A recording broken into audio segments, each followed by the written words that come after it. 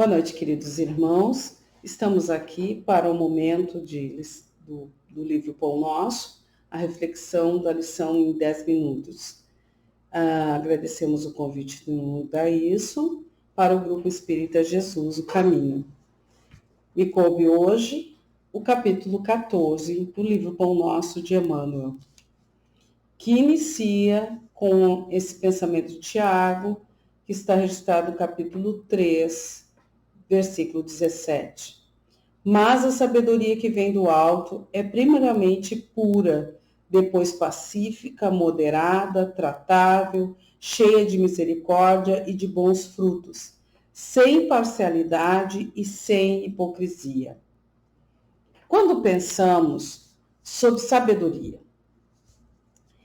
e quando ele nos apresenta sabedoria que vem do alto, vamos lembrar das publicações, das obras hoje publicadas. Naquele tempo, falava Tiago, possivelmente, das comunicações recebidas e dos conhecimentos que estavam sendo difundidos.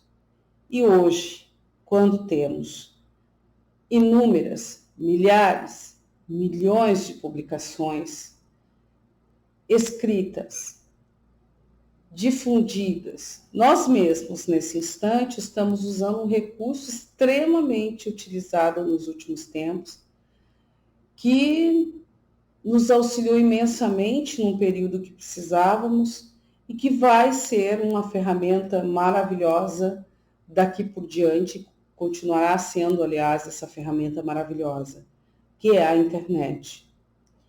Mas quando pensamos nisso, ao mesmo tempo que ela pode ser um recurso magnífico de difusão de ideias, também pode ser um recurso extremamente perigoso de difusão de ideias errôneas.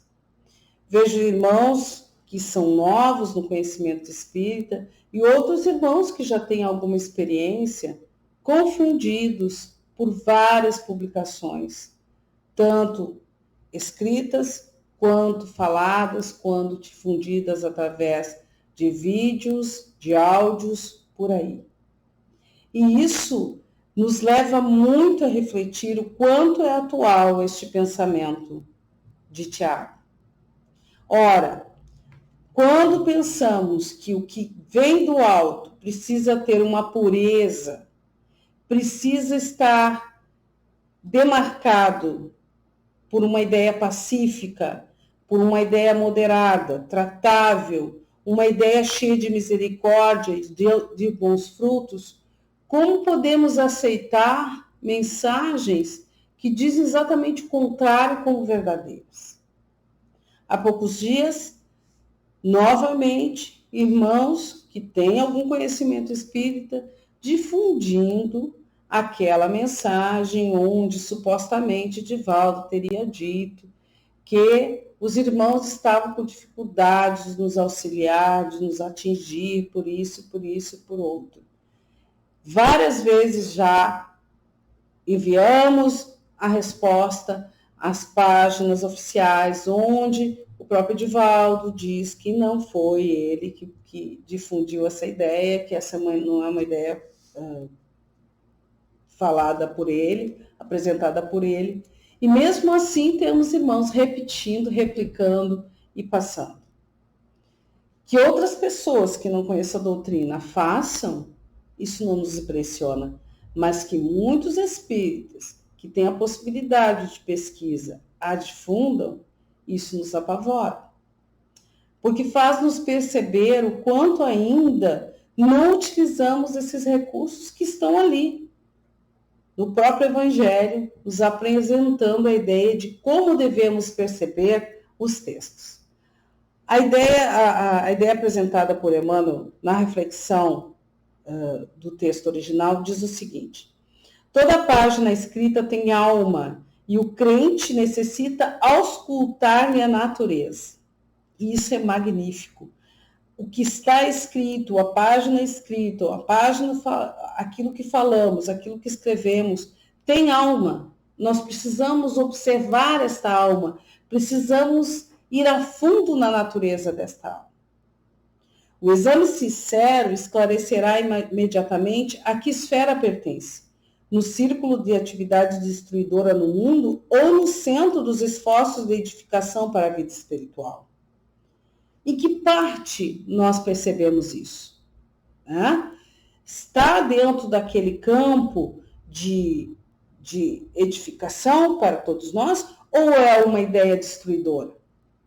Primeiramente, o leitor amigo da verdade e do bem analisar-lhe-á as linhas para ajuizar da pureza do seu conteúdo, compreendendo que, se suas expressões forem nascidas de fontes superiores, aí encontrará os sinais inequívocos da paz, da moderação, da afabilidade fraternal, da compreensão amorosa e dos bons frutos, enfim.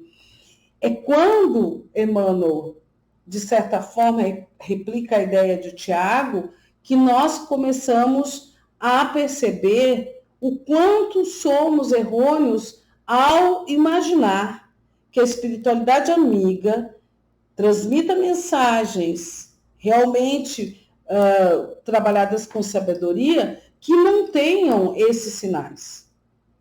Como que uma mensagem vai ser agressiva, vai incitar violência, incompreensão de qualquer forma?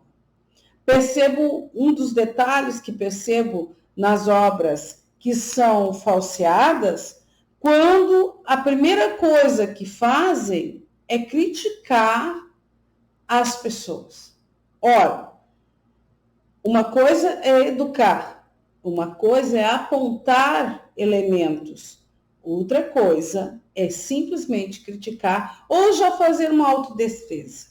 Já começa um texto dizendo que muitas pessoas não vão aceitar, então já não pode ser uma mensagem sábia, porque se vai haver recusas é porque não tem sabedoria plena. Continua Emmanuel. Mas se a página reflete os venenos sutis da parcialidade humana, semelhante mensagem do pensamento não procede das esferas mais nobres da vida, ainda que se origine da ação dos espíritos desencarnados, supostamente superiores, a folha que não faça benefício em harmonia e construção fraternal é apenas reflexo de condições inferiores. Então, quando percebemos que a mensagem tem na sua sutileza, tem um veneno, como eu disse há pouco, nós já percebemos que é uma mensagem a que não devemos dar nenhuma razão, nenhum aso, nenhuma difusão. Examina, pois, diz Emmanuel, as páginas de teu contato com o pensamento alheio diariamente e faze companhia àquelas que te desejam elevação. Não precisa das que se te afigurem mais brilhantes, mas daquelas que te façam melhor. Muitas vezes queremos o rebuscado, buscamos a ideia fantasiosa, a ideia mais diferente que possa parecer e esquecemos que tudo está na simplicidade. Ao lembrarmos da sabedoria do Cristo, lembramos suas parábolas, imagens simples do dia a dia, mas com uma profundeza imensa. Fazia de uma simples oferta da água de um poço a história magnífica de redenção. Fazia do momento de semear a ideia plena das nossas atitudes diante da vida.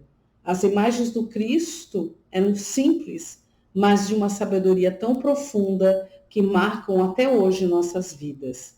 E quando revemos, relemos, analisamos, percebemos o quanto ele é magnífico nos seus conhecimentos. E nós percebemos ali o retrato da sabedoria. Analisemos com profundeza, queridos irmãos. Não levemos verdades que estão por aí como profundas e vamos perceber as falsidades no fundo de muitas mensagens. E é por isso que temos que ter conhecimento, leitura e uma percepção muito profunda. Passemos essas mensagens por nossos corações, reflitamos através da amorosidade o quanto elas possam ser verdadeiras realmente. Queridos irmãos, que possamos ter olhos de ver, ouvidos de ouvir e essa capacidade de distinguir verdades e mentiras. Uma boa noite a todos, paz e luz em nossos caminhos.